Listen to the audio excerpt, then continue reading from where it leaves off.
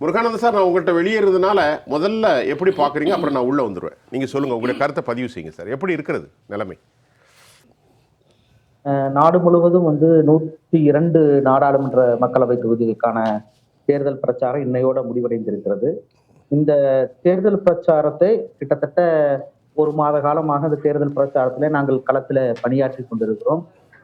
மிகுந்த நம்பிக்கை அளிக்கக்கூடியதாக, உற்சாகம் அளிக்கக்கூடியதாக தமிழகத்தில் இருக்கக்கூடிய தேர்தல் களத்தை நான் கிட்டத்தட்ட ஒரு 15 தொகுதிகளில் நான் பயணித்திருக்கிறேன். இந்த பார்த்த அளவுல இந்த இந்தியா கூட்டணி ஒரு பெரிய வெற்றியை இங்க பெறக்கூடும் என்பதுல எந்த சந்தேகமும் கிடையாது. மக்கள் மத்தியில மத்தியில் ஆளு கொண்டிருக்கக்கூடிய ஒன்றிய அரசின் மீதான அதிருப்தி, மாநில அரசினுடைய மக்கள் நலத்திட்டங்கள் ஆகியவை இரண்டும் மிக முக்கியமான பேசுபொருளாக இருக்கின்றன. இந்த 2 விஷயங்களை முன்னிறுத்தி தான் இந்தியா கூட்டணியினுடைய வேட்பாளர்கள் தங்களுடைய பிரச்சார வியூகங்களை வகுத்திருக்கிறார்கள். அதனுடைய அடிப்படையில தான் பிரச்சாரத்தை மேற்கொண்டிருக்கிறார்கள்.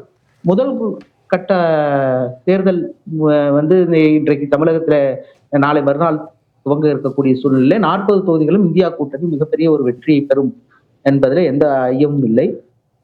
முருகானந்தம், தமிழகத்தில் உங்களுக்கான வாய்ப்பு இருக்கிறது என்று சொன்னாலும் தேசிய அளவில் இந்தியா கூட்டணிக்கு வரக்கூடிய பல்வேறு தகவல்கள் 2 பக்கமும் மாறி மாறி இருப்பதை பார்க்கிறோம். எங்களுக்கு புரியவே முடியவில்லை. எப்படிப்பட்ட ஒரு குழப்பம் அல்லது சாதக பாதகங்கள் இருக்கிறது இந்தியா கூட்டணி?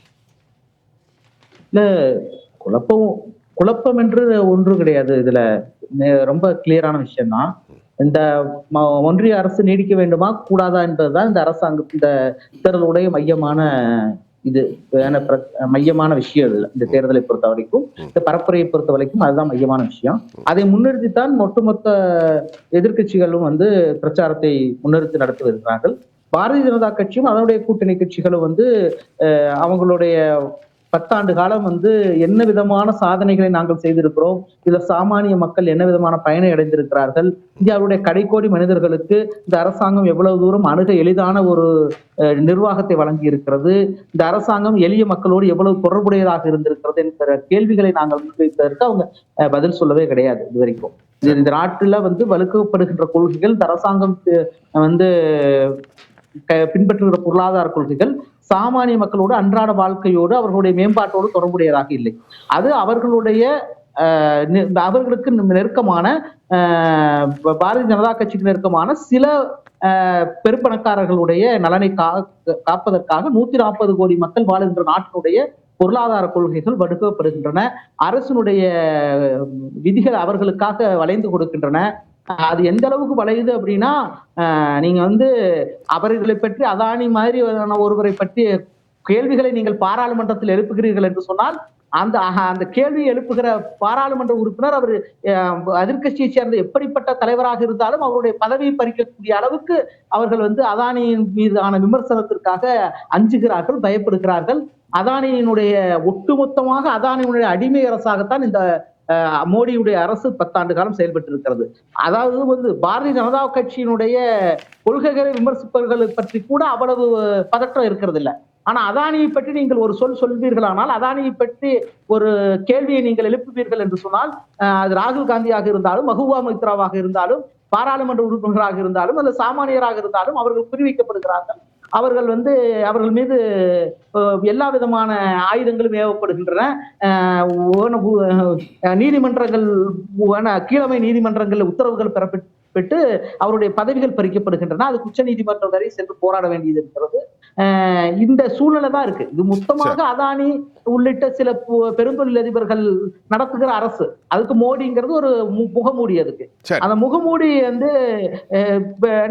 இந்த வருகிற ஜூன் 4ஆம் தேதி கிழிக்கப்படும். அதுக்கு பின்னாடி அதானி இருப்பார். பேசுவோம். முருகானந்தம், முதல் கட்ட சுருக்கமா எடுத்துக்கிறோம். ரெண்டாவது நான் உங்கள்கிட்ட நிறைய தடவை வரப்போறேன். இல்ல, ஒண்ணு இல்ல, சார் சொல்றது என்னன்னா யார் லீடு பண்றாங்க அப்படிங்கிறது, அல்லது யார் பிரைம் மினிஸ்டர் கேண்டிடேட் அப்படிங்கறது பிஜேபி இது டிக்ளேர் பண்ணியிருக்காங்க. இந்தியா பிளாக்ல அது டிக்ளேர் பண்ணப்படலாம் அப்படிங்கிறதான். இது ஒரு பெரிய விஷயமா 2004 தேர்தல் எடுத்துங்க. இவங்க வாஜ்பாய் தான் இவங்க போக்கஸ் பண்ணாங்க. காங்கிரஸ் யாரையுமே போக்கஸ் பண்ணல. இன்னும் சொல்ல போனா அந்த தேர்தலுக்கு முன்னால் டாக்டர் மன்மோகன் சிங் ஒருத்தர் பிரதமர் சாய்ஸா இருப்பாரான்னு யாராவது ஒரு பொதுமக்கள்கிட்ட கேட்டிருந்தா அவங்களுக்கு அப்படி ஒரு பேரே கூட ஞாபகம் வந்திருக்காது அந்த டைம்ல. ஆனா ஒரு 10 வருஷ காலம் இந்த நாட்டை மிக திறம்பட லீட் பண்ண ஒரு ரெக்கார்டு அவருக்கு இருக்கு. திரும்ப என்னன்னா அந்த அந்த அந்த பெயர் மட்டுமே அங்க பிரச்சனை இல்லை. சார் என்ன சொல்றாருன்னா இன்ஜின் இல்ல டிரைவர் யாரு அப்படிங்கறது மட்டும்தான் இந்த பிரச்சனையை தவிர இன்ஜின் இல்ல அப்படிங்கறதெல்லாம் கிடையாது. ஒண்ணு. ரெண்டாவது, சில உத்திகள் தேவைப்படுது. சில நேரங்கள்ல வந்து எலக்ட்ரோரெல்லாம் நம்ம வந்து போகும்போது சில உத்திகள் தேவைப்படுது. பொது கருத்துக்களை எட்டுறதுக்கு அல்லது பொது அபிப்பிராயத்தை உருவாக்குறதுக்கு ஒரு என்ன சொல்றது, சில நேரங்கள்ல வந்து இந்த மாதிரி உத்திகள் பயன்படுத்தப்பட்டதுதான். மொரார்ஜி தேசாய் சொல்றாரு, மொரார்ஜி தேசாய் பிரதமராக முன்னிறுத்தப்பட்டா ஜனதா கட்சியினுடைய தலைவர் அவர் பிரதமரானாரு. அதெல்லாம் கிடையாது. இந்தியா பிரதிநிதித்துவ ஜனநாயகத்தில் இயங்குகிற நாடு. பெரும்பான்மை உறுப்பினர்கள் யாரை பிரதமராக தேர்ந்தெடுக்கிறார்களோ தங்களில் ஒருவரை அவர் மாநிலங்களவை உறுப்பினராக இருந்தாலும் பிரதமராகலாங்கிறதா இங்க அரசியல் சட்டம் கொடுத்திருக்கக்கூடிய வழி அது. அதனால அது ஒரு இதுல மேபி பாரதிய ஜனதா கட்சி அப்படி ஒரு விஷயத்தை வச்சிருக்குது அப்படிங்கிறது அவங்களோட சாய்ஸ். பட் அதுக்காக வந்து வச்சு ஆகணும்னு ஒன்னும் அவசியம் கிடையாது. நிறைய மாநிலங்கள்ல வந்து பாரதிய ஜனதா கட்சி முதலமைச்சர் வேட்பாளர் இல்லாமயே களத்துக்கு போச்சு. போன இப்போ 3 மாநில சட்டமன்ற தேர்தல்கள், 5 மாநில சட்டமன்ற தேர்தல்கள் போச்சு. அதுக்காக பாரதிய ஜனதா வெற்றி பெறாம எல்லாம் இல்ல. அது ஒரு சின்ன சாய்ஸ், அவ்வளவுதான். இந்திய ஜனநாயகத்துல ஒரு சின்ன சாய்ஸ், அவ்வளவுதான். அரசியலமைப்பு சட்டத்துப்படி அப்படி ஒரு அவசியம் ஒண்ணும் கிடையாது. ஒன்று. ரெண்டாவது என்னன்னா, இந்த தேர்தல்ல வந்து இப்ப ஏற்கனவே சார் சொல்லும் போது சொன்னாரு, பேராமீட்டர்ஸ் எல்லாம் சொன்னார். பேராமீட்டர்ல எந்த பேராமீட்டர் மேல வந்திருக்கு அப்படின்னு, ஏதாவது வந்து பாவர்ட்டி இண்டெக்ஸ்ல நம்ம மேல வந்திருக்கிறோமா, கீழே போயிருக்கிறோம். பத்திரிகை சுதந்திரத்துக்கான குறியீட்டுல மேல வந்திருக்கிறோமானா இல்ல கீழே போயிருக்கிறோம். பப்ளிக் ஹெல்த்துக்கான இண்டெக்ஸ்ல மேல வந்திருக்கிறோமானா இல்ல கீழே போயிருக்கிறோம். தனிநபர் வருமானத்துல உயர்வு ஏற்பட்டிருக்கானா இல்ல அதுல கீழே போயிருக்கிறோம். இப்படி எல்லா பேராமீட்டர்லயும் நம்ம கீழே தான் போயிருக்கிறோம். இன்றைக்கு இந்த அரசாங்கத்தினுடைய பாலிசி படி எல்லா இதுல வந்து சாதாரண விளிம்பு நிலை மக்களுடைய வாழ்க்கை தரம் நாளுக்கு நாள் கீழே போயிட்டே இருக்குது. ஒரு ஜனநாயகமாக, ஆரோக்கியமான ஜனநாயகமாக நீடிப்பதற்கான எல்லா அளவீடுகளிலும் நம்ம பின்னாடி போயிட்டு இருக்கிறோம். இதுல யாரு எந்த அடிப்படையில முன்னாடி போயிருக்கிறோம்னு எனக்கு தெரியல. எந்த பேராமீட்டர்ல முன்னாடி போயிருக்குன்னு அது அவரு தான் சொல்லணும். ஒன்று, இதுல வந்து என்ன, அதானியினுடைய இமாலய வளர்ச்சி ஒண்ணுதான் நம்ம பார்த்த பெரிய growth. அந்த அதானியுடைய இமாலய வளர்ச்சி இந்தியாவுடைய வளர்ச்சின்னு சொன்னா அதுல பேசுறதுக்கு எதுவுமே கிடையாது. இந்தியாவுடைய பெரும்பகுதியான செல்வங்கள் ஒரு சில 10க்கும் உட்பட்ட முதலாளிகளிடம் 70% செல்வங்கள் சேர்த்திருக்குது. இன்னைக்கு இந்தியாவுல இருக்கக்கூடிய மொத்த என்ன சொல்றது growth இருக்கு இல்லைங்களா, வளம், மொத்த வளமும் தனிநபர் வருமானத்துக்கான இடைவெளியும் ரொம்ப பெருசா இருக்கு. இந்த தனிநபர் வருமானத்தினுடைய வீழ்ச்சி வந்து இந்தியாவுடைய சாதாரண சாமானிய மக்களை ரொம்ப பாதிச்சுட்டு இருக்கு. நீங்க அன்னைக்கு வந்து இதுல என்ன சொன்னீங்க, 2014 என்ன சொன்னீங்க, டாலரை 40 ரூபாய்க்கு கொண்டு வருவேன்னு நீங்க ஒரு பிரச்சாரம் பண்ணீங்களே, அது நடந்திருக்குதா? இன்னைக்கு டாலருடைய விலை 83 ரூபாய். 53 பைசா. ஒரு டாலருக்கு எதிரான இந்திய ரூபாயின் மதிப்பு 83 ரூபாய். பெட்ரோலுடைய விலை 100க்கு மேல போயிருச்சு. 40 ரூபாய்க்கு பெட்ரோல் தருவோம், 30 ரூபாய்க்கு டீசல் தருவோம்னு சொன்னீங்க, தந்தீங்களா? கிடையாது. சமையல் எரிவாயுவோட விலை வந்து 1000 ரூபாய்க்கு போயிருக்கு. இப்ப தேர்தலுக்காக 100 ரூபாய் குறையுது.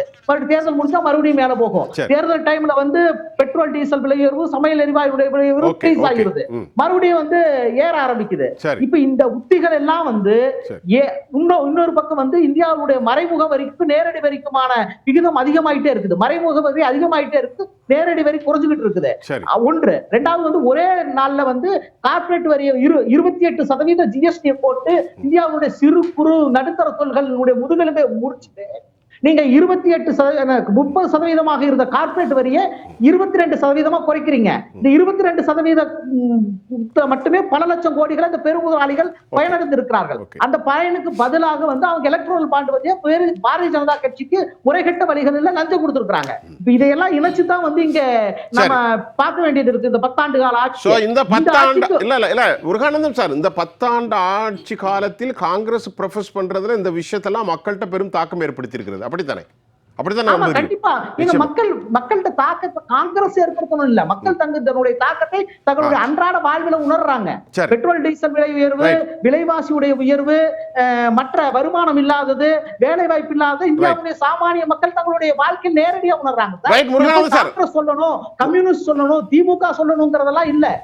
இந்த ஆட்சி மாற்றத்துக்கான எல்லா அறிகுறிகளும் தெளிவா தான் இருக்கு இந்த நாட்டுல. அது இந்தியாவுடைய சாதாரண சாமானிய மக்களுடைய மனநிலை அதைத்தான் பிரதிபலிக்கிறது. இந்த முதல் கட்ட தேர்தல் நாளைக்கு வந்து நடக்க இருக்கிறது. இதனுடைய தொடர்ச்சியாக வந்து அடுத்தடுத்த கட்ட தேர்தல்கள்ல வந்து இன்னும் பிரச்சாரம் தீவிரமடையும் போது வேலை வாய்ப்பின்மை, இந்த மக்களை பாதிக்கக்கூடிய அடிப்படை பிரச்சனைகள் வந்து மையத்துக்கு வரும். ஒன்று.